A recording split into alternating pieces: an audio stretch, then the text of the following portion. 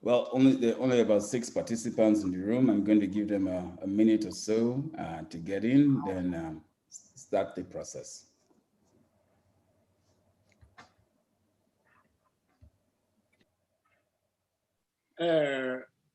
Simon, have you got a copy of my slides? Yeah.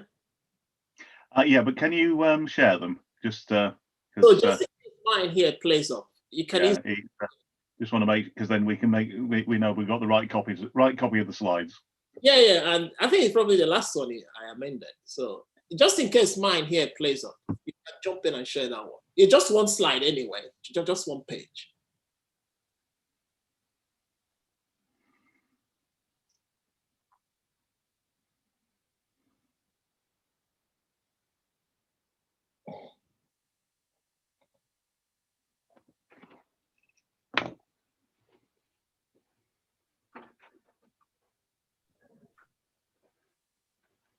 No sound.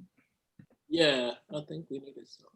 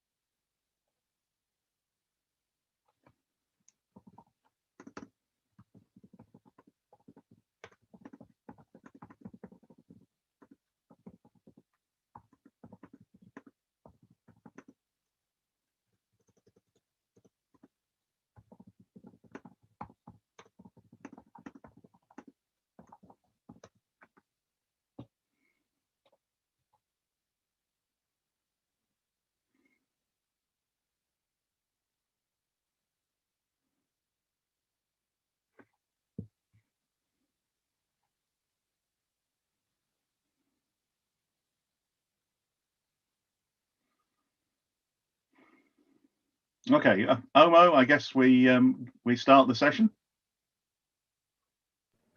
Yes, we can. Okay, so Omo, I'm going to use you as my my asset test. Can you see that screen? Yes, I can. Brilliant. Okay, welcome everybody. Welcome to the New Technology, Innovation and the Fourth Industrial Revolution panel for WACREN 2021. I'm the moderator. I'm Professor Simon Taylor. I'm the Vice Dean International for Brunel University, University London in West London. So greetings to you all. I'd like to introduce my 3 panelists that are going to join us to explore this topic. Erik Jan Bos, the Policy and Strategy Officer for Nordic NREN. Dr. Pascal Anoyski, Centre for African Entrepreneurship and Leadership at Wolverhampton University in the UK, and Tshimo, the CON of WACREN in Botswana. And forgive me for mispronunciations. So the topic of our, well, the detail of our panel session is really looking at new technologies. So new technologies, all typified as being digital in nature, are really making widespread impacts across the world. The concept of education is also changing to meet the skill set required for these technologies in this new era. Now, the big question that's concerning us all is the huge opportunities that NRENs can exploit to leverage their position as network providers and possibly new technology providers to help create, so I'm just getting some messages, to help create new innovations within the societies that the NRENs represent. So that's the aim of the session. So the housekeeping, just briefly, I'm asking all panelists to present for about 20 minutes. Less is fine, more I prefer not if possible. As the panelists are speaking, can you please all post any questions that you have via the Q&A window? Don't forget to press send, of course. I'll bring these together after the last speaker has presented, and I will field the questions and ask the panelists as appropriate to comments. And we shall keep doing this until we run out of time. For different languages, of course, in your meeting webinar controls, click interpretation and select the language you'd like to hear. And that's enough from me. I'm going to hand over to the panelists. And in no particular order, I'm going to ask Eric Jan Bos to present first, then I'm going to go to Pascal, and then I'm going to go to Tshimo. I hope that's okay, panelists. So Eric, please, you're up first. Thank you very much, Simon. I'm going to use you, Simon, to check. Can you see my slides? I can see a blank, I can see Nordic with a blank white screen at the moment. And that's perfectly what I intended to do, but you don't see the presentation. You see the presentation mode, right? Not the speaker mode. Okay, good. Thank you very much. Thank you. Bonjour, welcome everybody. Good day, whatever time zone you are in. I'm delighted to be on this panel, and thank you, Simon, for the introduction.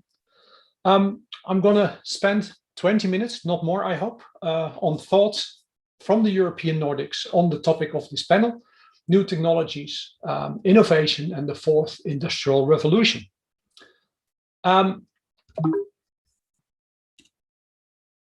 First of all, I want to congratulate Dr. Boubacar Barry and Omo for successfully organizing WACREN 2021, the 6th edition of WACREN conference.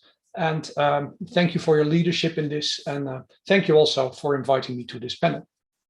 Before I kick off, I want to share with you my views on the pandemic. And I think it has underscored the importance of the internet. And not only that, it has also, in my mind, highlighted the crucial role of research and education networks that we play as R&E network providers for science and education. And I heard a talk the other day that spoke about the ideas and plans for 2030 being brought forward to the now, to 2020, 2021. And I would leave you with that thought while I continue my talk. But lots of things have happened over the last 12 months. And I think this is spot on for this panel. Before I dive into further thoughts, let me give you an introduction on where I come from. This is a part of the map that is slightly twisted from your position in Western and Central Africa. You see Europe, you see especially the northern part of Europe. And these are the 5 kingdoms, countries that NREN, where I work for, serve. So it's Norway, it's Sweden, it's Finland, it's Denmark, and it's Iceland. And Greenland is a big thing there, and that's part of the Kingdom of Denmark. So that's why it's in my circle. Looking at this part of Europe in a different way, you see the colors of the countries here. you see the names of the 5 NRENs, the 5 national research and education networks that we as NordiNet, as a regional network comparable to WACREN, serve. And we serve 5 independent NRENs. And we just celebrated, end of last year, our 40-year celebration, our 40-year anniversary. And we do this, all what we do is on behalf of the Nordic NRENs. You can see us as their international arm. Roughly speaking, we serve around 1 million users in this area that I show you in research and education. And we are owned by the Nordic NRENs, a not-for-profit organization run by the Nordic NRENs. Okay, let me dive into my thoughts on this topic, this very topic of the panel. A very visible trend, and nobody could have escaped this, is that the OTTs, the over-the-top providers, like the Googles, the Amazons, the Facebooks, the Apples, what have you, are expanding rapidly. We all see them on our desktops. We all see them on our mobile devices. And they're also crawling into all of the basic areas, like compute, think of Amazon Web Services, storage, think of your Google Photo Archive that is unlimited. You see data centers popping up all over the globe, and they're heavily in submarine cable systems. And you could ask, and sometimes I hear this question, in Europe, in Africa, in Asia, I think in all parts of the world, what is the role of the NREN? Will there be a remaining role of the NREN after the pandemic, or in 5 years from now, or in 10 years from now? And I'd like to share my view on that and give a few examples. I think the core question around the role of the NREN is supply versus demand. In my view, the NREN is not situated on the supply side of the market. The Googles, the Amazons, what have you, are all on the supply side of the market. They want to sell you something. And even if you don't pay money for the services you get from them, you pay with your data, you pay with your personal data. That's on the supply side. My view is that the NREN is on the demand side of the market. The NREN aggregates the demand from the research and education constituency of a country, buys on the market, integrates services or pieces of services that they buy on the market, and integrates them into services for research and education in the country, in the region, etc. And I want to illustrate that on 2 examples. First of all, bandwidth, and then also on video conferencing. Let's go to bandwidth first. And this is a familiar picture, I think, to most of you. This is just a screenshot from the submarine cable map maintained by Telegeography. The submarine cables of the world you can see here. And if I zoom into Western Africa and you see the cables around Western Africa, this is how the picture looks. Have a look at the URL is here. Have a look if you have not seen this before. There's quite a lot of information here. This is a completely different world map. This is the set of links that the research and education networks of the world run together. And these most of them are submarine cables. Most of them are bandwidth or full fibers on submarine cables. And they're all acquired from the market of what you saw 2 pictures ago. But this is the RNE networking view of the world. Not everything is on here. This picture would be way too busy if I would do this. These are some of the major routes. And let me quickly dive into a few of them. Here on the West African side, you see what WACREN and the UbuntuNet Alliance, together with TNET and CENREN in South Africa, are running. Here is the MLIGHT Express and Protect project funded by the US National Science Foundation. I think this is one of the latest additions to this map, and I think it's a very important link that connects Africa to South America. And I think this is the first RNE network connection of Africa that doesn't go north. So this is a quite big step, I think. And there's much more. There's ARENA PAC in Asia, the Asia Pacific Ring, the Advanced North Atlantic Collaboration, and it goes on and on and on. I'll share my slides and you can have a thorough look on this. So you see that global NRENs are quite active in coordinating this. And on the right down-hand corner of this slide, you see the Global Network Advancement Group logo, and that's where all this is coordinated. Of course, Africa Connect 3 is the current project that is really looking into how to connect Africa better to the rest of the world for R&E space. One of the things that I'm particularly busy on these days is a completely unique route on the telegeography map. You see that the Arctic Ocean in the previous slide was unused. And this thick red line that you see here is a plan that the company called Cinia here on the right-hand side, that's a Finnish telco, has in collaboration with Japanese organizations and also looking at Canada and perhaps the USA to have a fiber system, a brand new fiber system across the Arctic Ocean. NREN is involved in this, and our aim is to have a dedicated fiber pair for research and education on this cable system. Lots of moving parts in this space where you might think that the Googles and the Facebooks of this world are dominating the world, but R&E networks are very, very active on this. I mentioned the GNAG, the Global Network Advancement Group, that's dedicated to R&E networking, and they're working on issues on the global interconnect for R&E. There's working groups in here. One of them is looking at securing the NREN, and one of the topics in this working group is manners. The ambition is all NRENs should embrace manners and should adhere to the rules of manners, making the global research and education network a more secure place. A recent addition will be very soon a working group that will look at routing on a global scale, but also maybe more locally, and especially finding suboptimal routes and trying to improve them. And there's a working group on data-intensive sciences. If you're interested, do have a look at the website of GNAG and let's collaborate over there. Let me go to my second example of my short introduction before Simon flags me off as 20 minutes have passed. Again, an example, NREN and the Nordic NRENs have selected Zoom as the platform of choice for video conferencing. And today we are using Zoom. So I think many of you, if not all, are very used to using Zoom, especially in the last 12 months when travel is prohibited. Zoom was selected as a result of demand aggregation. So that's, again, we are on the demand side of the market as NRENs. And we did that after running a public procurement process. We have to, as we're spending semi-government or government funding. 12 months ago, we had a small on-premises cluster running in Copenhagen. Some bare metal servers, just a few, Zoom on-prem software on there, and all the clients dialed into that when they did a Zoom call.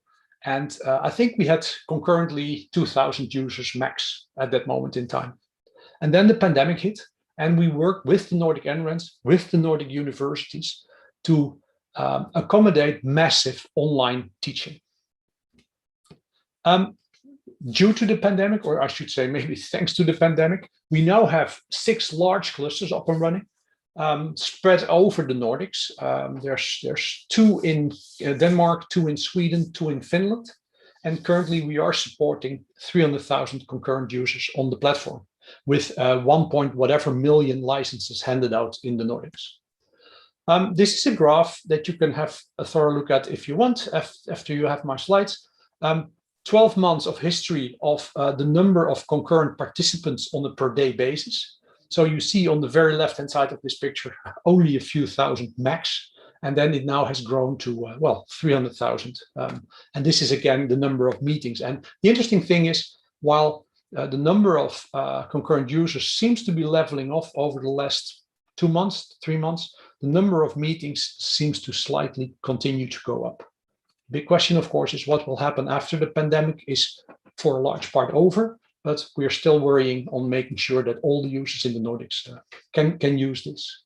So Simon asked me, and I think all the other panelists as well, to end with a slide, and I'm almost done, and I'll hand back to Simon.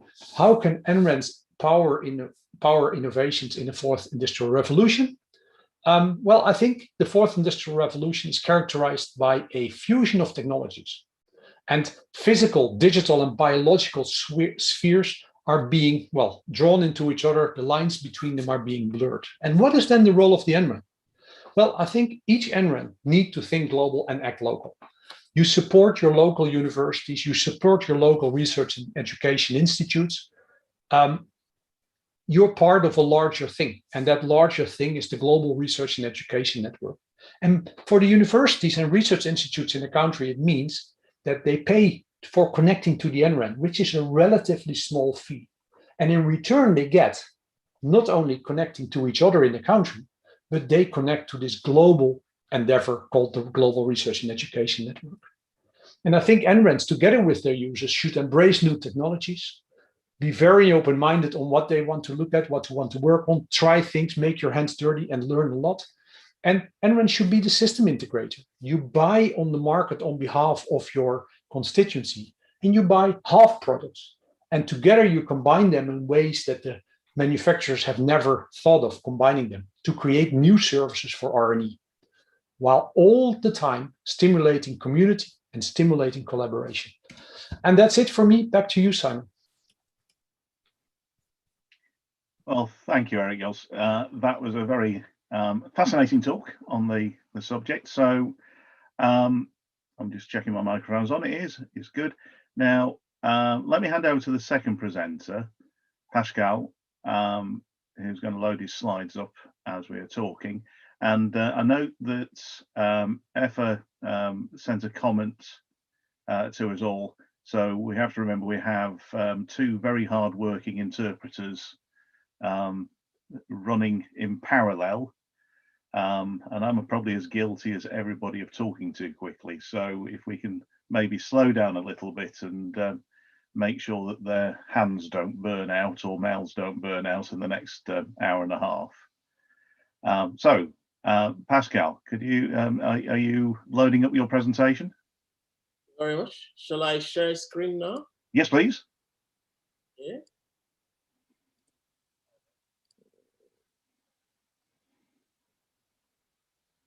Is it any better? That's great. That's great. Okay, Pascal, over to you. 20 minutes. Okay. Thanks very much, Simon, for the introductions, and I'd like to congratulate Barry and Omar for organizing, Boubacar and Omar for organizing this, and for kindly extending an invitation to me. I'm Associate Professor of Entrepreneurship and Innovation at the University of Wolverhampton, and also the founding director of the Center for African Entrepreneurship and Leadership. Really, what I would like to do with you today is look at how higher education innovation, and also what role perhaps NREN would have in that, in terms of exploiting the opportunities that the fourth industrial revolution actually presents Africa. As you know, I mean, we currently live in what I call a troubling world order, where Africa acts as the most striking symbol, if you like, of inequality and post-colonial failure. The COVID crisis has given a sharper edge as well to this inequality in terms of curtailed access to digital education and employment, particularly for young people. So it becomes apparent that Africa, in addition to socioeconomic inequality, suffers from what I call digital innovation inequality. It's, in addition to being a key economic concern for me, inequality represents the greatest societal concern of the fourth industrial revolution.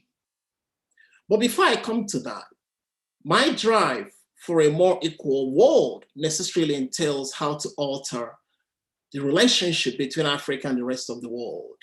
And I have been pursuing this question for probably past 15 years, if you like, or more. So what interests me the most is the politics and the calculus of Africa's sustainable development in the coming decades, but especially its trajectory, if you like, with the fourth industrial revolution. I'm talking about a new world order in which, may I say, that has blurred the lines, and I think Eric referred to that, blur the lines between the physical, digital, and the biological, if you like, accelerated, of course, by technological breakthroughs, such as artificial intelligence, AI, and machine learning, Internet of Things, augmented reality, blockchain, robotics, cybersecurity, quantum computing, open data, 3D engineering, genetic engineering, digital education, the list go on and on. In scale and scope, and even complexity, these advances, if you like, are unlike anything humankind has ever witnessed before. So technology has made, if you like, geographic boundaries, if you like, increasingly vague. It seems surreal, but real. Yet Africans, majority of us, have not yet transitioned even into the third industrial revolution, and we're talking about the fourth. To put this into context, the quality of university education my students are exposed to here in England is probably remotely connected with the quality of higher education my relatives in Africa and possibly their children will ever be exposed to in the coming years, unless, of course, the entire education system dramatically improves. This is in addition to issues of access and relevance to labor market needs. There is a mismatch between the skills attainment of SSA's highly, when I say SSA, I mean Sub-Saharan Africa, highly educated and trained graduates, and the employability skills needed in order to access and succeed in employment in today's knowledge economy. The basic infrastructures, you're talking about electricity, internet connectivity, digital skills, curricula, pedagogics, are quite frankly, they're simply not there. Even so, only 5% or less of about 3 million graduates produced in Africa annually is guaranteed a paid job.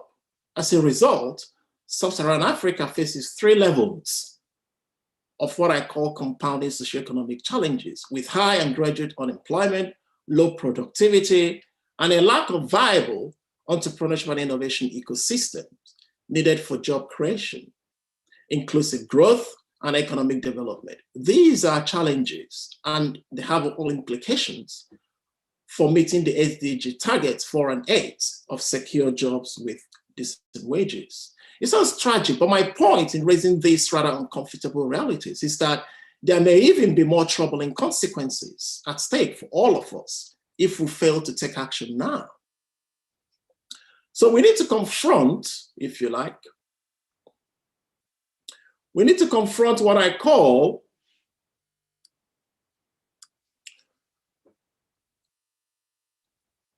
threats of digital innovation inequality. And perhaps this is where I might be talking a little bit more in terms of what NREN can do. So when I go back in history, perhaps I'm even more pessimistic about resolving this world's digital divide, particularly in relation to Africa. Since the people who got us into this situation still hold political and economic power, and are surprisingly, most of them are still pursuing broadly the same, if you like, policies that have caused inequalities without any sign of them being changed. Yet in some way, we will all be held accountable if we ignore the obvious signs. And if you look at Lancet, if you look at their estimations to 2100 or whatever, Africa, if you come back, began 20th century as the least populated and urbanized continent. It's gone through an unprecedented demographic and urban explosion since then, doubling its share of world's population, which will shoot, if you like, by 35% by 2100. This is because Africa's population growth is averaging 2.5% annually, while the rest of the world is probably aging. 7 out of the 10 fastest growing economies in the world are now African. All of these present some challenges and also prospects. And there are 3 key reasons why today's digital transformations perhaps represent not merely an extension of the third industrial revolution, because that's what a lot of people think. People are arguing that the fourth industrial revolution in many ways extends the third, but we're dealing with a very distinct fourth industrial revolution. The reason is the speed of current breakthroughs, if you like, has no historical precedent. Secondly, when compared with previous revolutions, the fourth industrial revolution is evolving at rather frighteningly exponential rate rather than linear. Just think for a moment how big techs, corporations, governments obtain and manipulate our personal data for all sorts of schemes, from profiling to consumption. The scheme is endless, if you like. Moreover, it is also disrupting every industry in every country. Finally, the breadth and the depth of these changes, if you like, herald what I call the transformation of entire systems of production and consumption. The possibilities, and there's no other place to look to see what I'm about to talk. The possibilities of billions of people connected by mobile devices with unprecedented processing power and access to knowledge are unlimited. Yet, there's no other place other than Africa to understand the staggering pace of consumption of these possibilities, but intriguingly, not their production. So in Africa, we are simply consuming knowledge. We're not actually generating it, particularly knowledge that we probably, skills and knowledge we probably need to survive in the fourth industrial revolution. These possibilities will be multiplied, if you like, by emerging technological breakthroughs in a fusion of fields, such as AI, Internet of Things, IoT, and digital education. So, if I were to cast aside my pessimism just for a second, there is every reason to still be optimistic. And I genuinely share in that optimism, if you like. That is if we put our house in order. Already AI is all around us, from self-driving cars and drones to virtual assistants and software that help with translation or investment. In recent years, impressive progress has also been made in AI, driven, of course, by exponential increase in computing power and by the availability of vast amounts of data, from software used to discover new drugs to algorithms used to predict our cultural interests and behavior. The list goes on.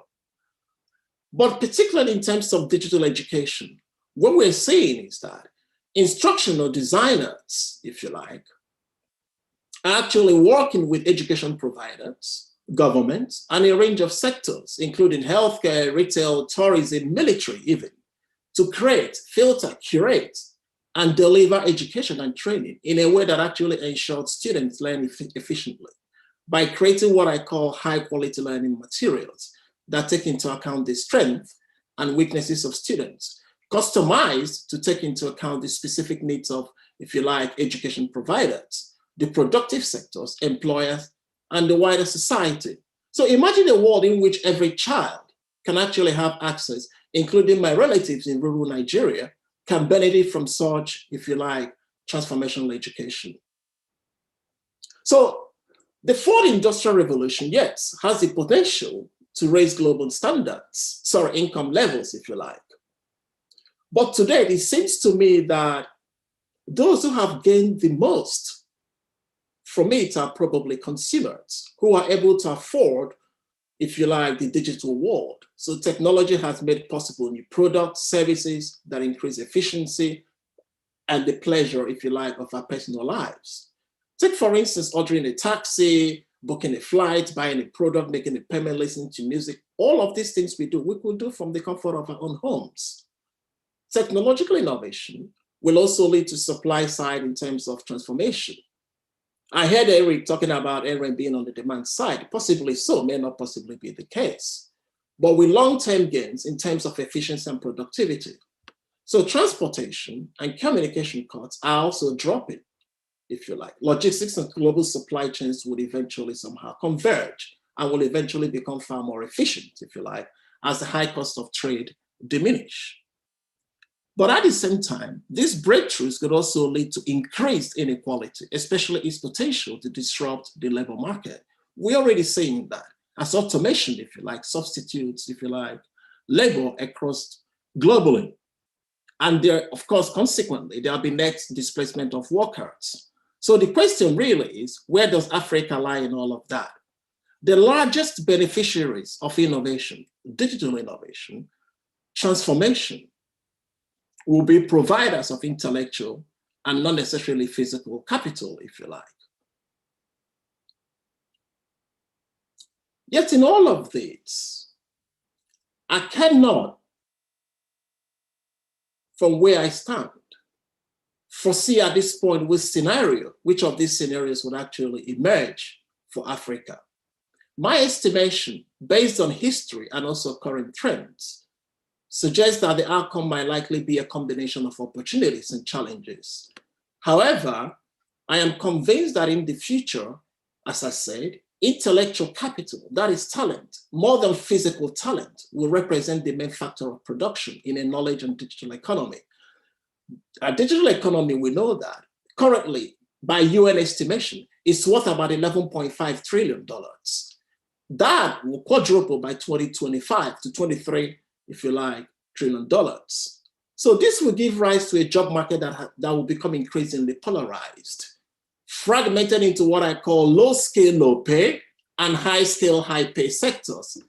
And that will mean that will be hollowing out of the middle class, if you like, or the middle sector. So the key issues for governments and policymakers, and indeed all stakeholders, will be how to position their economies, their enterprise to benefit from digital transformation while managing the challenges at present. I know that African Union's Comprehensive Digital Transformation Strategy, DTS, sets a roadmap for Africa's place in the digital economy. The DTS is the cornerstone of New Africa-Europe Digital Economic Partnership. I know that. And it's also built on the policy and the regulatory initiative for Digital Africa, PRIDA, and the Program for Infrastructure Development in Africa, PIDA, which will support the whole notion of digital single market for Africa. So the latter will be part of the integration priorities. But my view would be, and if we take it forward in the context of what we are talking about, in particular, there'll be more emphasis in the convergence of enterprise between private and public sectors. We simply cannot run away from that, held together by ICTs. In particular, the use of artificial intelligence, blockchain, cybersecurity, and open data for Africa will be a powerful lever to drive economic growth, create new jobs, open up new business models and innovation opportunities.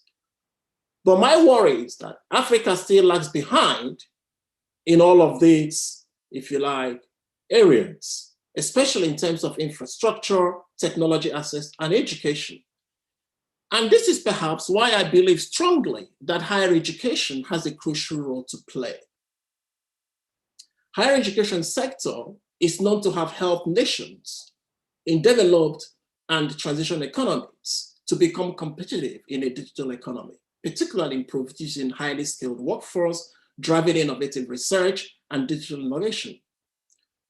So I see a vital role here for NREN, for National Research and Education Networks, particularly working with African universities to invest in and develop the capabilities to deploy the power of what I call digital innovation hubs, DIH, as a way to support development and sustainability of national entrepreneurship and innovation ecosystem in the digital economy.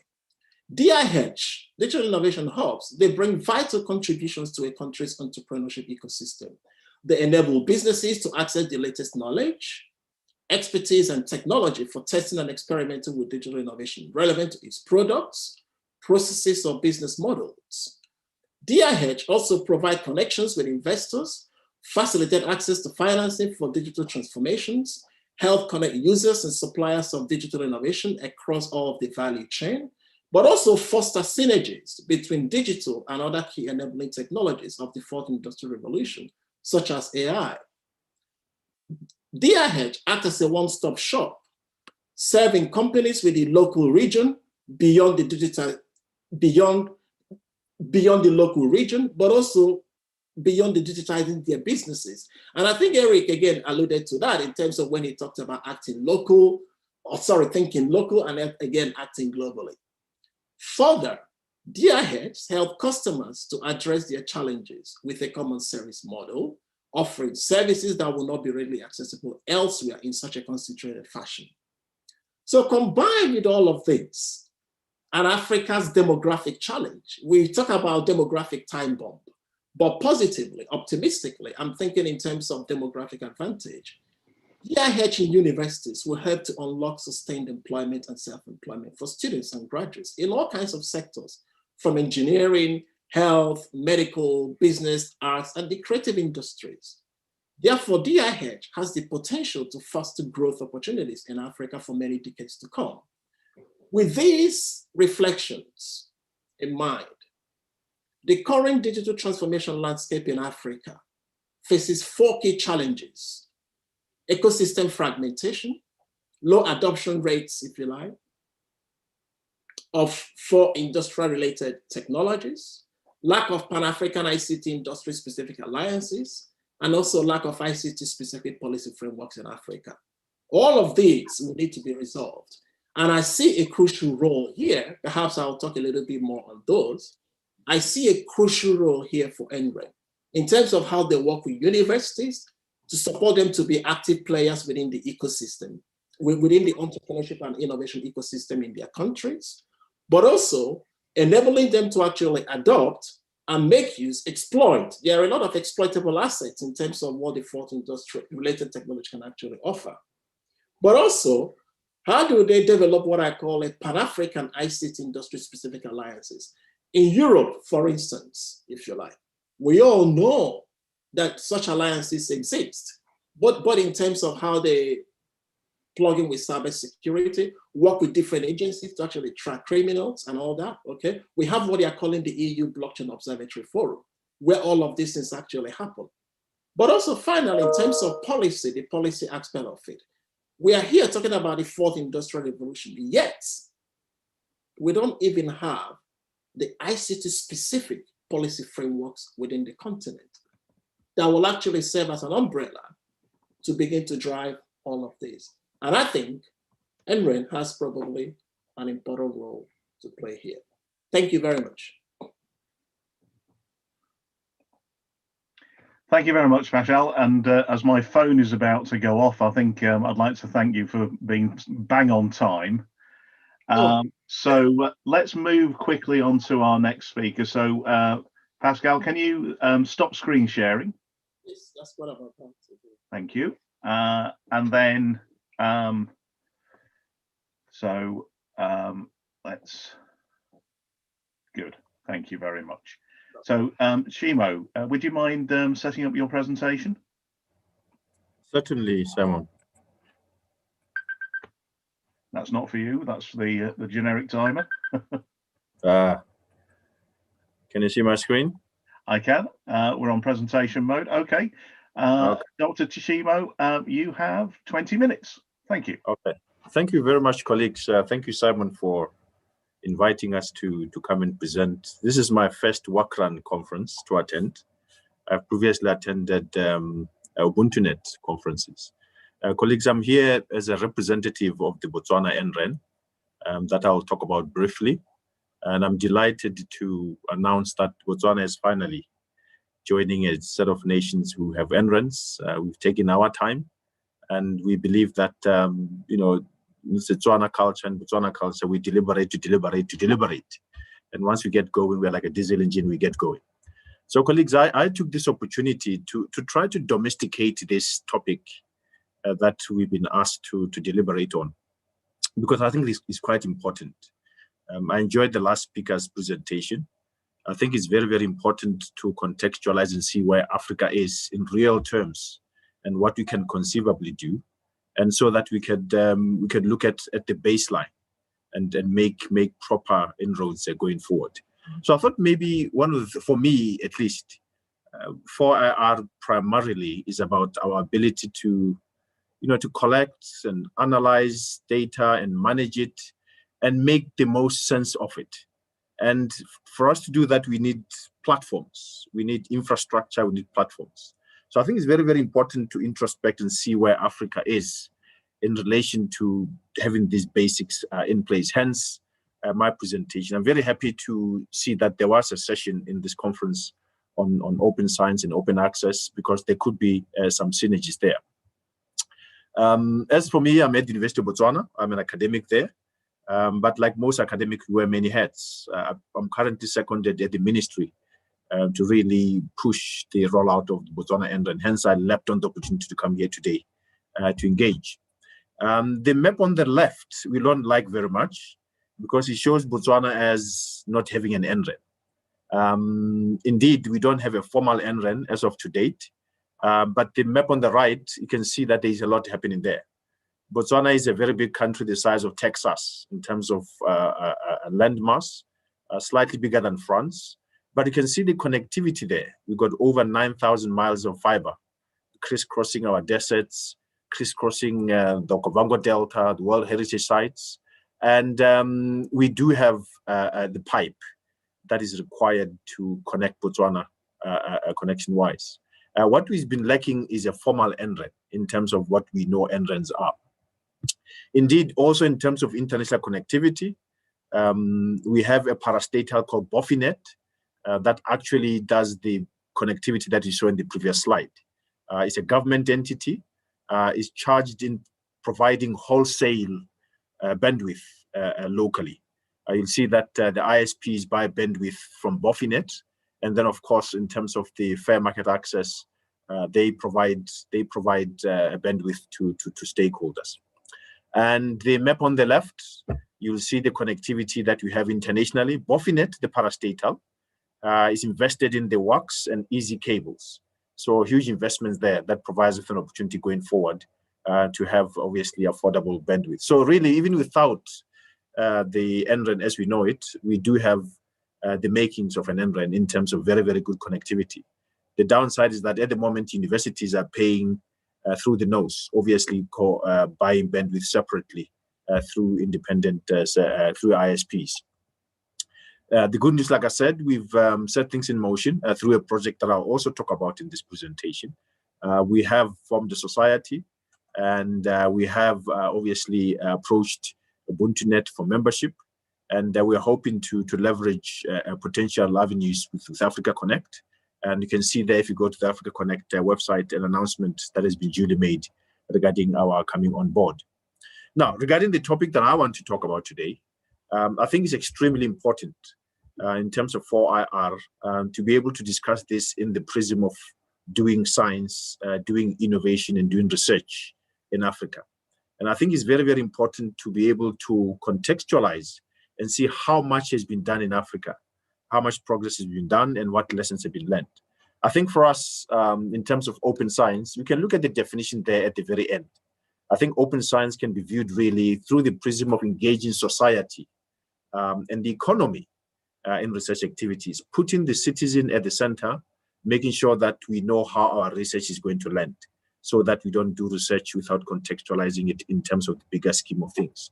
Of course, there are many definitions of open science, and there are some very, very good recommendations regarding open science, including the open science recommendations. But at the core of open science is data, fair data for that matter. And of course, you'll all agree that good scientific practice depends on obviously communicating data, and that open data has arguably transformed a lot of areas. If you look at Earth observation, for example, very, very good progress has been made there. Some of you may know about Digital Earth Africa and the opportunities that are presented by Earth observation. For those who are into astronomy, you know that astronomical sciences have done so much in terms of open data and open science. So really, the opportunities are abound regarding open data and how they've transformed other fields. At the end of the day, there are benefits as well in terms of motivations and benefits in terms of following these routes. Benefits at a government level, benefits for research institutions, benefits for researchers themselves, and also obviously benefits to innovators. So we can have a look at some of these things in detail, but you can see them there on your slides. It's very, very important to also realize that this way of doing science also promotes collaborations. I wanted to show you that map just to give you a context in terms of how collaborations have grown over the years. The maps on the top show how collaborations have evolved between Europe and the US over the period of years. You can see that it's increasingly become denser. The map at the bottom there shows collaborations in Africa. You'll agree that more can be done in terms of the graph being very, very sparse. So I think we'll agree that more has to be done. And open science and open data and the necessary platforms will really make sure that we can improve that picture. There's a very good trend regarding developing open science platforms. I'm sure some of you have heard of the Global Open Science Cloud, GOSC.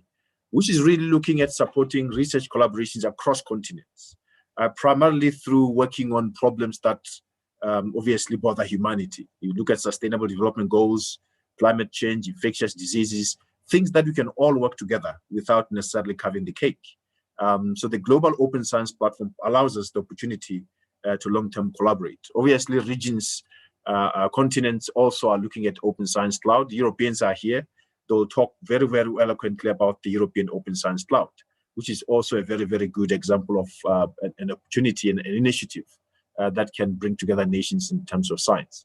I'm saying this because there is opportunities also for Africa. You'll agree that Africa has got some very, very good forward-looking instruments, including the Agenda 2063, that sees Africa joining the nations of the world and taking its place, and obviously providing development for its citizenry. And underneath the Agenda 2063, we have the very, very good instruments like the Science and Technology Policy for Africa, STISA. It talks of how science can be used to further, obviously, continental objectives. Regionally as well, there are some very, very good instruments. In terms of open science, you can see the opportunities in terms of different fields. We can know more about our oceans, we can know more about our minerals, we can know more about our biodiversity. We can obviously accrue value out of the data that we collect on these things. We talk of COVID. It seems to me that 50 years after independence, a continent like Africa collectively should be able to produce its own vaccines if things were in place and if the necessary investments were in place. Again, these are opportunities that can be explored. Really, at the end of the day, I'm trying to motivate the necessity and the opportunity for creating open science platforms for addressing African challenges through open science. And the motivations for that are everywhere. The STISA strategy itself, you can see there, it talks of 8 priority areas in Africa that will require obviously data and data sharing and openness. And this is not a conclusive list, but you can see the potential there. There's discussions obviously at the UNECA African Regional Forum regarding potential for an African platform that will also foster some of these things you're talking about. And we all agree that sustainable development goals can also be handled using African platforms. So I want to share with you the initiative that has been launched in 2018, and prior to that was piloted with extensive consultations to really help Africa develop an African-centric open science platform with all the necessary tenets that are listed there. And it provides a very, very strong vision, obviously, that sees Africans at the cutting edge of contemporary data-intensive science. Obviously, it's a fundamental resource for modern society. And the African Open Science Platform provides for a number of pillars. It talks concretely of developing a federated network of computational facilities and services. You'll agree that NRENs will play a very, very strong role in there and connecting our NRENs. It also provides for provision of software tools and advice on policies. Policies are very, very important. The previous speaker mentioned that. Policies and best practices regarding research data management as the first pillar. Very, very important. And the second pillar, as you can see, it talks of creating these data science and artificial intelligence institutes across and embedded in African institutions to make sure that we attack the elephant in the room, i.e. the lack of skills in scientists, the lack of skills in our students as they graduate through our universities, to make sure that we prepare them for doing science in the new era. The platform also talks of promoting collaborations, especially on these African priority application areas, including the ones that are listed there in STISA, ranging obviously from health all the way to resilient cities. African cities are growing leaps and bounds. The platform also talks of creating these networks for education and skills in data and information. And finally, it talks there of a network of open access and dialogue. I'm providing you colleagues with a set of references there if you want to look at the detailed strategy that has been discussed and developed in consultation with African member states, and that is being looked at in terms of implementation going forward. Regionally, we also need to think about these things. If we want to develop continental platforms, we also have to develop regional platforms in West Africa, in East Africa, in Southern Africa, because it's through these regional bodies that we can also do closer regional integrations. I can talk to the Southern African region, For the past 5-6 years, we worked on developing a regional cyber infrastructure framework to really create an ecosystem through which you can collaborate. You'll see that all the necessary pillars are there. We need to obviously share very expensive instruments, computational resources, share data, share expertise. All this enabled by the fabric of NRENs. And of course, on the left-hand side, you can see potential avenues where we can use these cyber infrastructures. I also want to make this concrete and show you an initiative that we spawned through that project to really help institutions, universities, for example, to make sure that they have computational facilities, if only to be able to serve their constituents at universities. Most universities in Africa, as you can imagine, do not have high-end computing facilities. So we had a project with partners from the US, University of Texas, through their Texas Advanced Computing Center and the Cambridge HPC, to be able to occasionally get some of the equipment, some of the machines that they decommission, still very, very good machines, that we can then deploy in a number of sites in the region. Number of sites, including universities, and create little ecosystems around them, especially centered around supporting compute-intensive research. So I'm glad to say that this project has done very well, and we've also had very, very good engagements with partners like the International Center for Theoretical Physics in terms of training our people. And then regarding data also, very, very important to attack the skills handicap. We've also partnered with relevant bodies around the world to provide, obviously, training for our constituents. In particular, the Research Data Alliance and Core Data with ICTP run an annual Core Data RDA School of Research Data Science. That is followed then with applied workshops. Again, this has been very, very instrumental. And then regarding the projects, it's well and good to have infrastructure and have people trained. What you want is also to have projects that exercise these sub-infrastructures. We put in place projects that allow member states, institutions to collaborate. In this particular instance, these are the weather services in the region. They are collaborating together to do research and to look at developing platforms for us to be able to obviously manage risks better.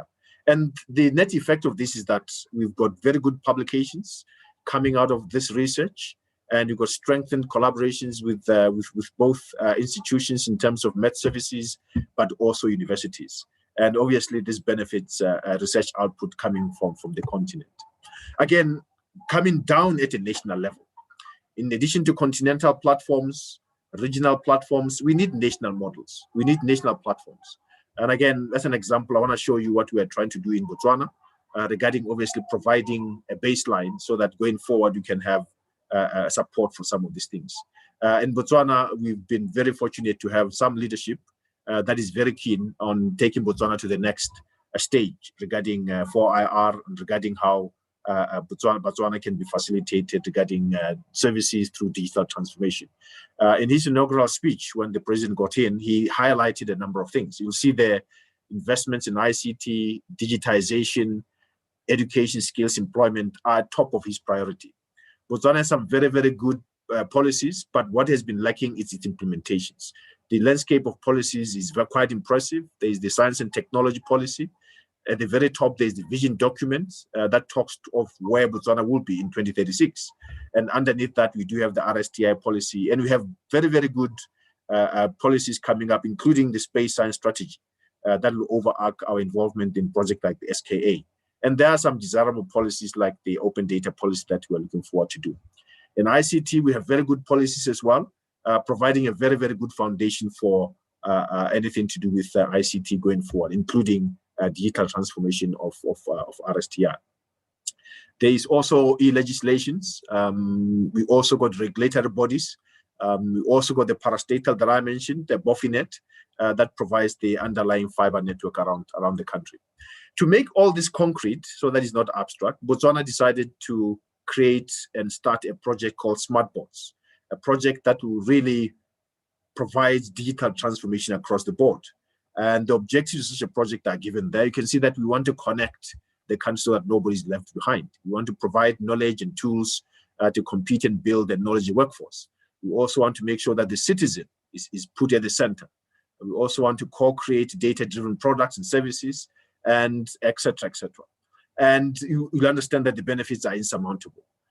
With the assembled human capacity, we'll be able to build internal markets, we'll be able to accelerate R&D and other things. It is through this prism that the NREN of Botswana was rolled out, or has been rolled out, to provide this very, very fabric that we need. But amongst the NREN initiative, we also have other things, including initiatives, obviously, to look at our curricula for qualifications and look at developing the digital innovation hub, for example, like this last speaker was talking about, developing schools of excellence. So these are very, very good things that came out of the Smart Parts project. And then in terms of data itself, institutions have come together to also look at developing a platform for us to have a conversation around open data. We've been doing this since 2017, and the makings of open data policy is around the corner, because there is a platform now that Botswana can engage on regarding open data. I think the issue of capacity building is important. It's very, very important for Africa to host and run conferences around these big issues. And even more importantly, to bring our decision makers and our policy makers, to bring them on board. We've had an opportunity to host the biggest data conferences in 2018, the International Data Week, and we approached that by making sure that our leadership is involved. You can see that the president himself came through to open the conference, and leadership around Africa were invited to make sure that we deliberate on all these issues that obviously bother Africa and are also relevant globally. And this is very, very important, because the conversations can be contextualized both for the global landscape, but also continental. I think, Simon, also you mentioned me maybe talking a little bit about open innovation. I'm glad to say that regarding open innovation, the University of Botswana, like other universities, is looking to provide opportunities for its students. We've got a very exciting project that we call the University Industry Government Co-Creation Platform, that is looking to create linkages between universities and government and industry. And through these conduits and interfaces, we're going to have these very good, relevant projects that our students can work on. And I'm glad to say that this is ongoing with the support of funding partners, including Finland, which has over the years helped us in terms of strengthening our innovation ecosystems. The project is looking to upskill our students and to build this platform I'm talking about, and to create co-creation platforms in the region, but also linking globally. We are partnering with partners in South Africa. By necessity, we have to have SADC member states in there. And we're also partnering with an entity in Finland. I want to flash some of the achievements we had. We have a coding school. We are training future skills for IR so that we make this concrete to students. We've made the necessary partnerships with trainers like IBM, and we're also doing our own in-house trainings regarding some of these issues.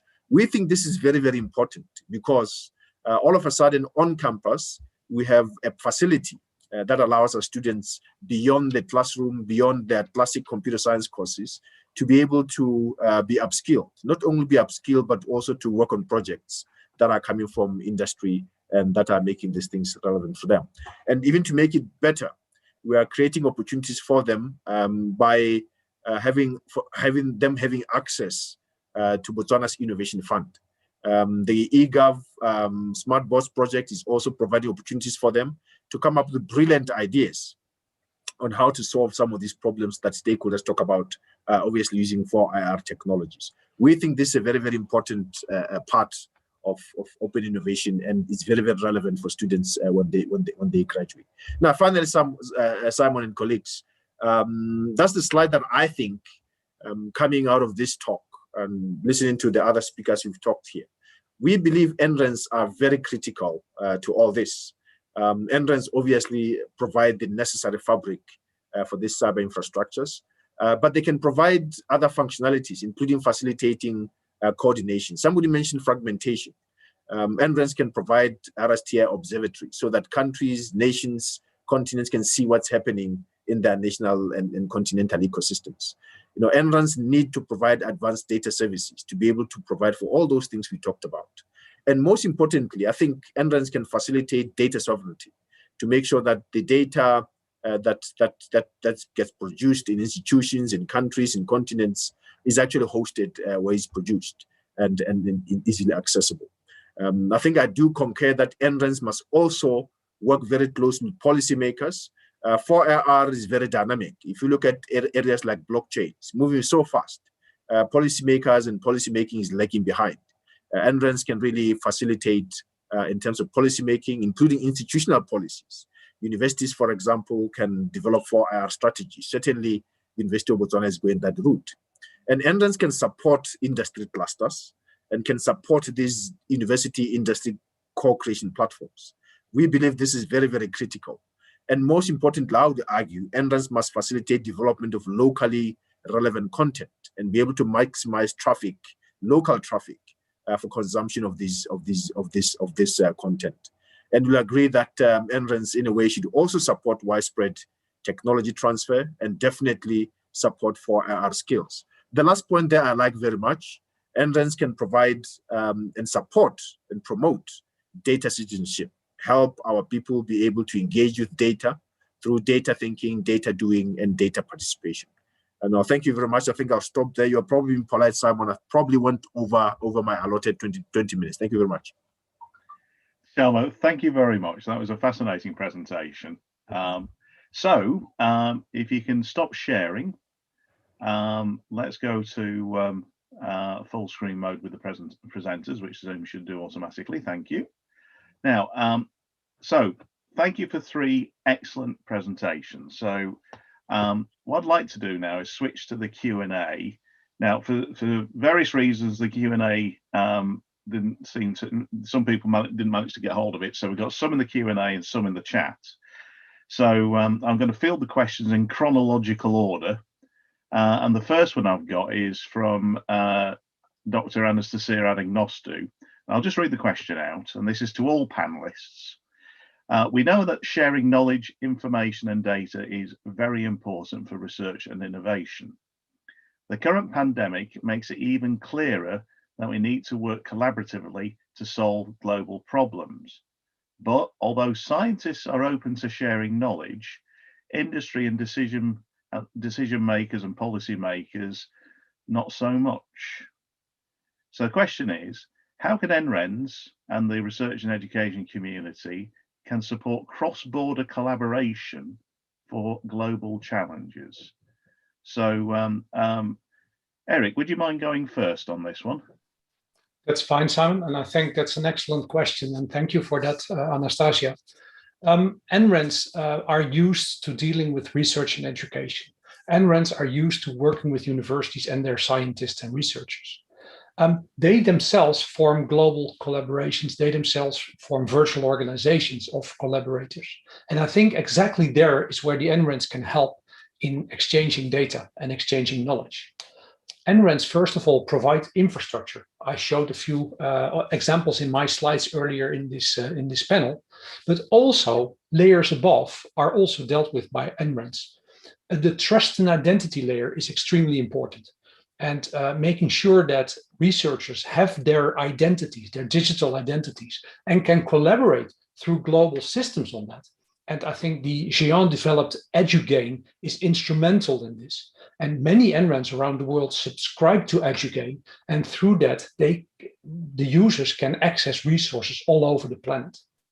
And on the next layer up, you can also think about what, for instance, the Australian NREN and the Norwegian NREN are doing with FileSender, developing software, developing tools, developing storage systems where researchers can easily transfer large amounts of data. Not necessarily between the data source and their own desktop, but from data source to data store elsewhere in the world. And those pieces of software have been developed in the RNE networking scene. And there's now a new movement that is called the Commons Conservancy. And that's quite an interesting location that I would urge people to look at. It's a non-for-profit organization that works on a global scale, that entertains, that fosters open source software for research and education. And you can have a project and put it in there and have rules attached. And there's even a funding mechanism where people can contribute to its well-being and longevity. And that's a number of fields where NRENs can have a major role to help research and education. Thank you. I think I'm going to go to Tsushima next, because he, like Eric, is at the sort of front line of NRENs. And I'd like to come then to Pascal to maybe have a sort of wider perspective on this issue. So, Tsushima, can you give me some views on this? Yeah, no, thanks very much. I think that's a very excellent question, and it's the elephant in the room, really. That how do we engage? At the same time, we know that there is competition between countries, there's competition between industry, and we also do agree that there are elements of cooperation that we need. So competition is the way to go, which is why I premised my presentation on the need to create these platforms. So arguably, we are creating these platforms to create win-wins. You'll notice in the slide that I gave for the SADC initiative that this was a framework that was actually developed in conjunction between member states and was tabled to the ministers themselves to approve. The ministers annually, they get updates on the exercising of this cyber infrastructure. I think this is very critical because SADC as a region looks at research, science, technology as an avenue for integration. So at the end of the day, if we can pitch it at that level, at least we know that the cogwheels are lubricated insofar as countries and member states representation at a high level are on board regarding the need to collaborate.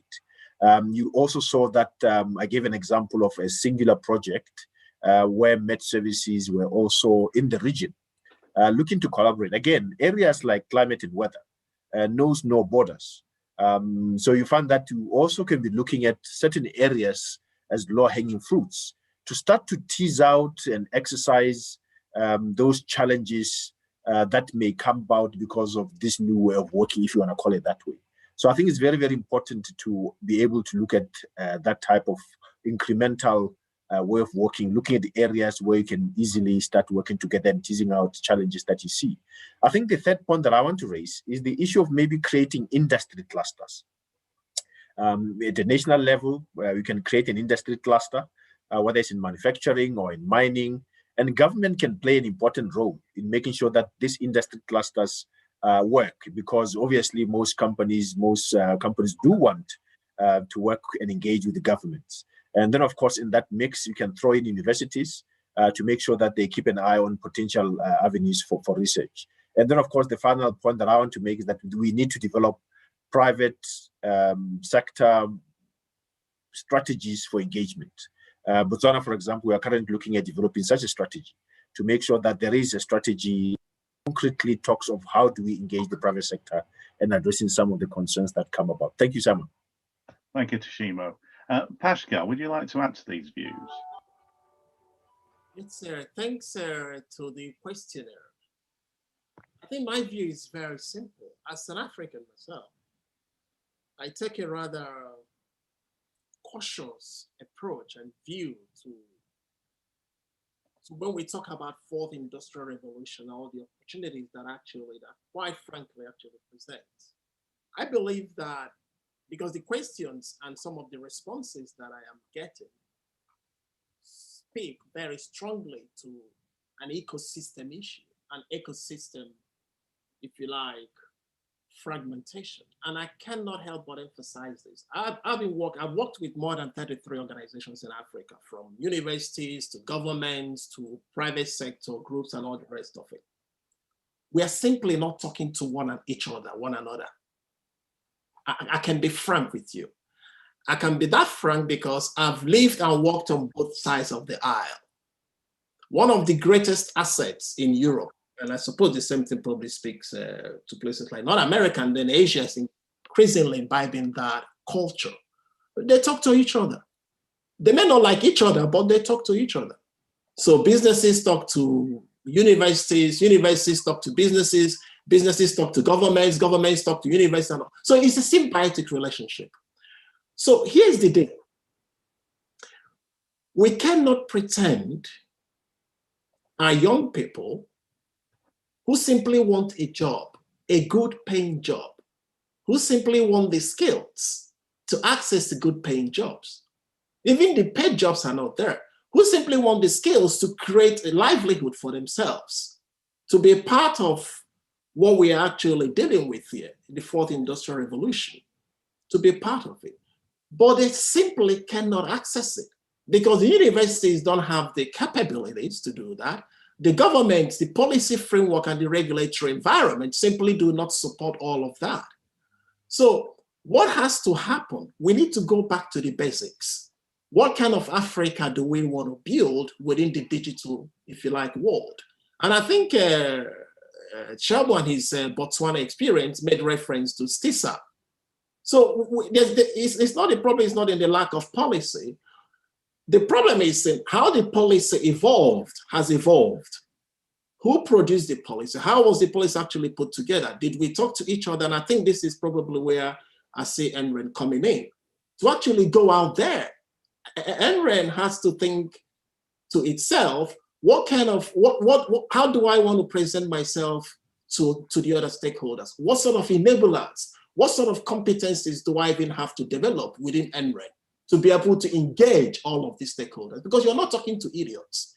You're also not talking to people who don't have a vision of what they want to do. So NREN has to think to themselves, what do I bring to the plate? What do I have to do? How do I have to repurpose the functionalities of my existing framework and then be able to engage with all of, not just Africa, but also the wider world, Europe. We still have a lot to gain from Europe and also North America. So that's one. So that lack of collaboration, we need to deal with it at a fundamental level. Then the second thing is what I call specialization. So it's good to talk in broad language and broad terms. But in the end, it comes down to livelihoods. If all of these things cannot translate into helping people to put food on the table, we are wasting our time, okay? So NREN then has to, within that, work with each individual stakeholders. Because from my experience working in Africa within the entrepreneurship and innovation ecosystem is that in most cases, the so-called hubs, and I was happy when Shemo was referring to digital innovation hubs. Yes, if you look at the landscape, the whole of Africa, from North Africa to Southern Africa to SADC, 2 years ago, the only study that has been conducted about hubs in Africa. And hubs are important because hubs bring different, if you like, opportunities to the plate. 2 years ago, Brita Intelligence and AfriLabs reported that there were about 643 hubs in Africa, of which most were founded just over the last 5 years. It's not realistic. Out of that, 39% are simply working spaces. So they're not even hubs. So it goes back to what I was talking about. What is it? What sort of enablers does NREN? How can you comfortably tell a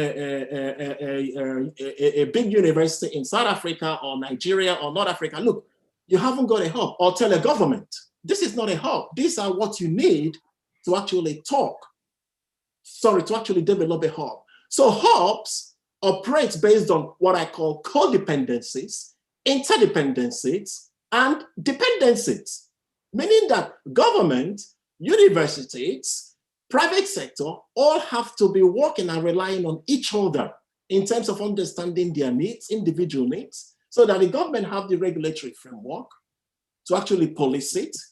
Businesses understand these are the kind of skills we need today and the kind of skills we need tomorrow.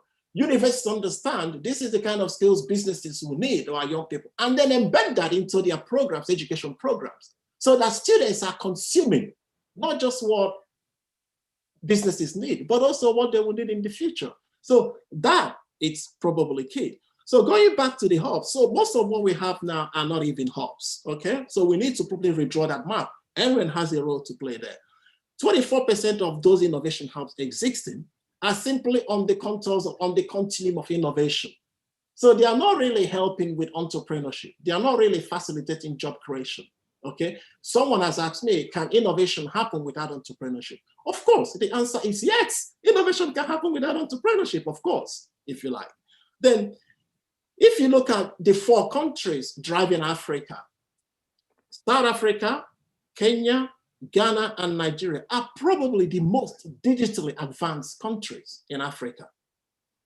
that conversation has to change. It cannot be only these 4 countries driving it.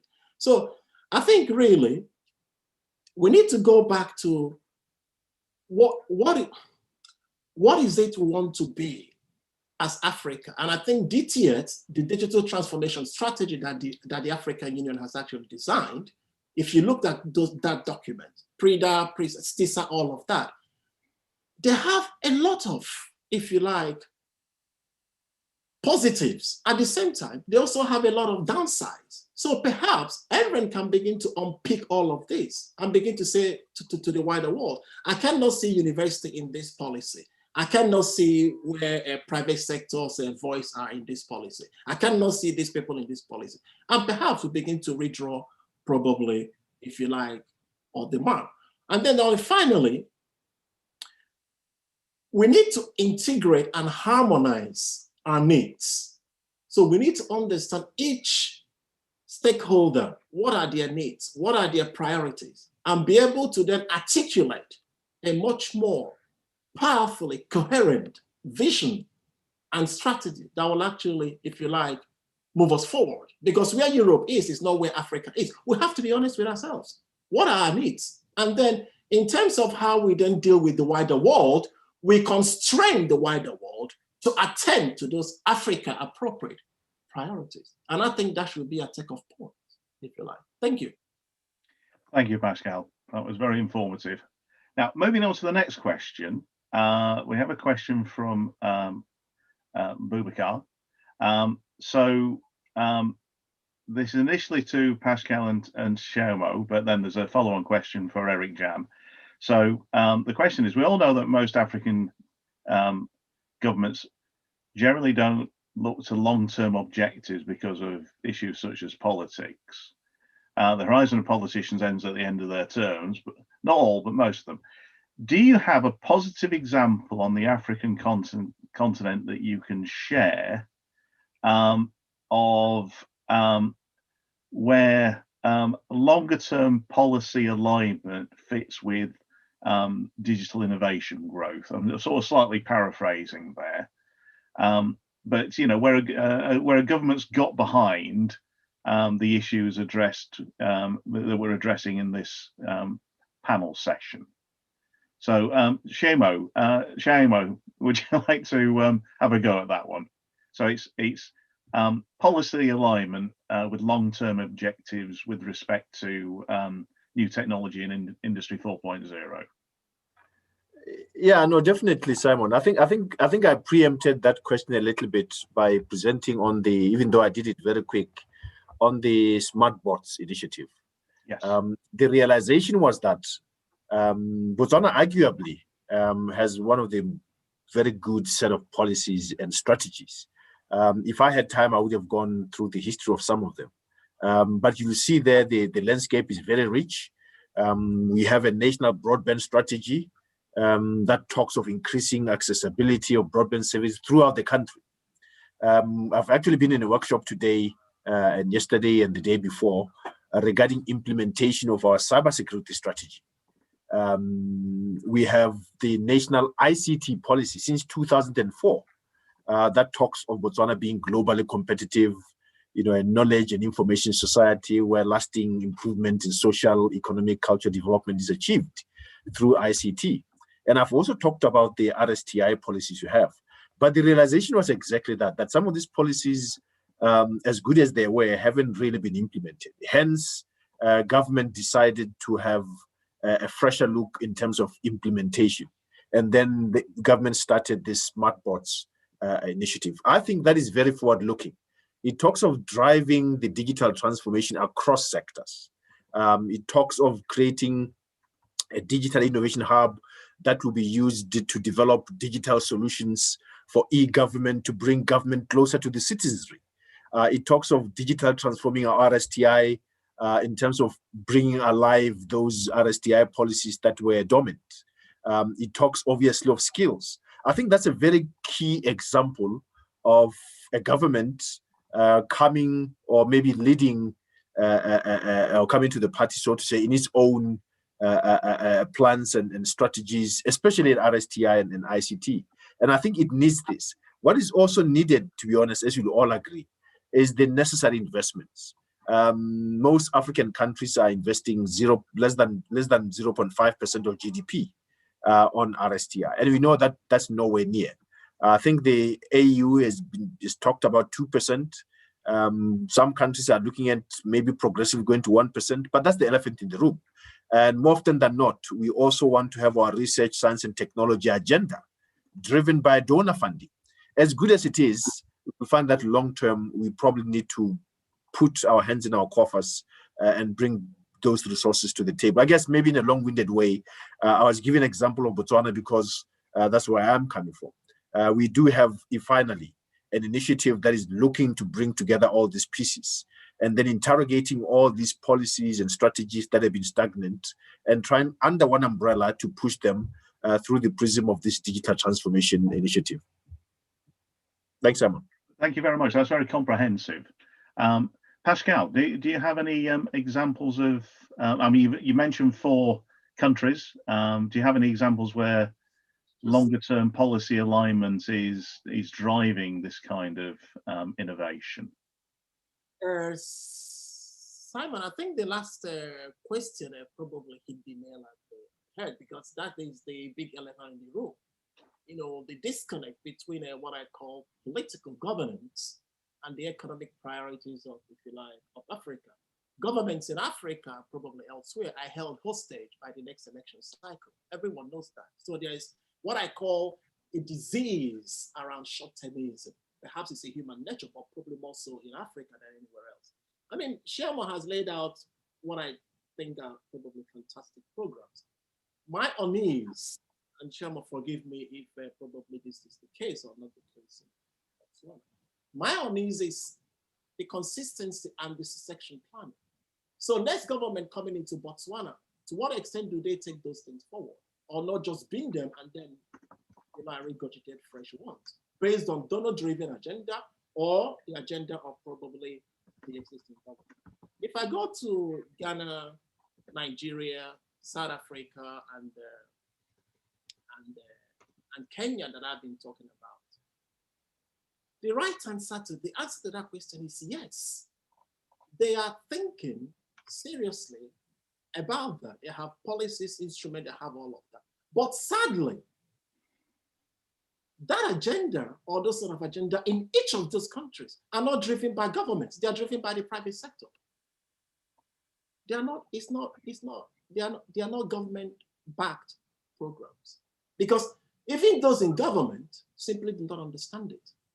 They talk about blockchains, all the cybersecurity, all of these things. But you sit a minister of science and education, science, technology, or minister of education down, as I have done in various cases, they don't understand it. But he or she is the minister. So you're talking about a situation where governments who are supposed to be backing most of these things, putting systems in place, putting resources in place, allocating resources, thinking ahead, thinking 10, 15 years from today. They simply do not understand what you and I are talking about. It is mainly driven by the private sector. And there's only so much the private sector can do. And when you talk to the private sector people, stakeholders who are actually directly involved in all of these things, they will tell you that, again, they don't even have the incentive from the government to continue to sustain their investment. So it's a whole new ball game there for. So I share your frustration. The last person who were asking the questions. Perhaps we have to rethink. You know, a lot of people may not understand this or may not like what I'm about to say. We have to rethink the leadership structure in Africa. You tell me a continent that has on average 19.2 years of age. That's the average age in Africa, compared to 26.9 globally and 42.3 in Europe. We have the oldest leaders. The average age of an African leader is 67 years old. That is unsustainable. Perhaps we need younger people to move us into the fourth industrial revolution, because 60, in some places 70, and in some places like rural Ethiopia, 90% of people have not even transitioned into the third industrial revolution. And we're talking about the fourth. We have to be real. Thank you. Thank you, Pascal. Just for a European perspective, I would like to ask Eric Jan about a similar thing about longer term government policies driving digital innovation. Eric, could you share some views on that? Yes, of course. Thank you, Simon, for that question. But before I dive into that specific question, I'd like to commend Pascal on what he just said. I certainly believe what you just said. We had elections in my country yesterday, and what I saw all over the board is that the people that got chosen yesterday are quite younger in age than our previous generation of government. And the big focus on parliament members now is they should be digitally savvy. They should understand the digital economy. There's one person that was well known in my parliament that was the digital expert. He was the champion. He has said, I did this work for 10 years. I'm leaving. I'm going to do something else. And a lady stood up. She's much younger than this person. And she will be the next digital spokesperson. She knows her things. So I think I fully agree with you that it should be young people that are digital savvy that run the government. Back to the question that Simon asked me. I think if I look at Europe and I go back 2 decades, 3 decades, there was a big digital divide in Europe and governments did not understand what the digital age meant. In my part of the world, Northwestern Europe, there were some governments that liberalized the market quite quickly. And that didn't come for free, that didn't come naturally, and it created quite some havoc to the incumbent telco. It created havoc for the income of the government through the incumbent telco, but the governments pressed on and it liberated the market and competition was started, not only for bandwidth in the ground, but also for mobile bandwidth, also for television transmission, also for telephony, and of course for internet delivery. And that competition has sparked the rise of internet exchange points. And these internet exchange points are the hubs where the providers meet and where the market blossoms. And if you now look at the fourth industrial revolution, the very topic of this panel, you see that most jobs in my part of the world are created around the fourth industrial revolution. Is it pure competition and the greediness of the commercial companies that is all driving this? No. There's a willingness to collaborate, and not only collaborate at the exchange point where the market happens, but also with universities. And there is a number of universities in my area that run courses that are called, for instance, system and network engineering, university courses, system and network engineering, for instance. And there's a lot of students going there because they know that there's a blossoming marketplace. They can have a nice job there that is well paid. And what the NREN does on top of that is we have a relation with those universities and those courses at the universities. And we are very happy to take students from them to have training on the job in the NREN. And from the NREN, we go to the university and give lectures on what does it mean to be a global player in the datacom space.